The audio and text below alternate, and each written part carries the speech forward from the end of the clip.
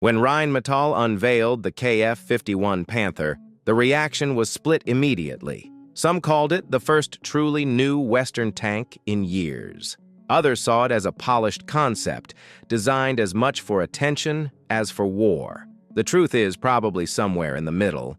The Panther is not just another upgrade of an older platform, but it is not a miracle weapon either. What makes it important is the question behind it. What should a tank look like when the battlefield has changed faster than armies have adapted? For decades, tank design followed a simple logic. Better armor meant better survivability. A stronger gun meant a better chance of destroying the enemy first.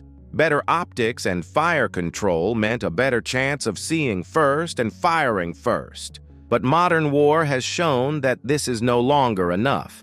Today, tanks operate under constant observation from drones and face threats, not only from the front, but from above. What matters now is not just the vehicle itself, but how quickly it can function inside a digital battlefield. Older tanks were built for a world without constant UAV surveillance. The Panther is built for a different reality. At its core, the KF51 is trying to be not just stronger, but more modern. Rheinmetall is not simply adding more armor and better sights. It is rethinking the concept itself. More firepower, a smaller crew, more automation, tools against drones, and deeper integration into a digital combat network. That is why the Panther's 130mm gun matters. For decades, 120mm guns defined the Western standard. But as armor protection improved, the question became unavoidable. What happens when the old level of firepower is no longer enough? Rheinmetall's answer is the 130mm future gun system. A larger caliber means more energy and more potential against heavily protected targets. But it also creates trade-offs. Larger rounds take up more space, complicate the layout, and are much harder to handle manually. That is why the Panther depends so heavily on an autoloader.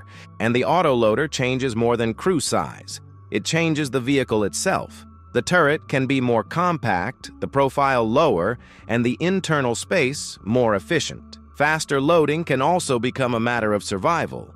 But this is still a compromise. An autoloader has to work in mud, dust, vibration, and under fire. On paper, it looks impressive.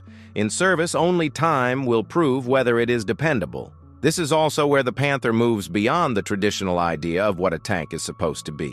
The old question was simple. How does one tank destroy another? The new one is harder. How does a tank survive when drones are always overhead? That is exactly the problem the KF51 is designed to address. On a battlefield saturated with UAVs, a tank can no longer be just an armored gun on tracks. It must detect, track, and at least partly defend itself against small aerial threats. That is why the Panther includes remotely operated weapons with high elevation angles. In earlier eras, the sky was mostly the job of dedicated air defense systems. Now part of that burden is moving down to the vehicle itself. The concept of loitering munitions pushes this even further. A traditional tank is limited by line of sight and gun range. The Panther, at least in concept, could strike targets beyond direct engagement range. That makes it less of a classic tank and more of a hybrid platform. Part tank, part reconnaissance strike node, part digital combat system. That leads to one of the biggest questions around the Panther. Can all of this sophistication become practical in real service?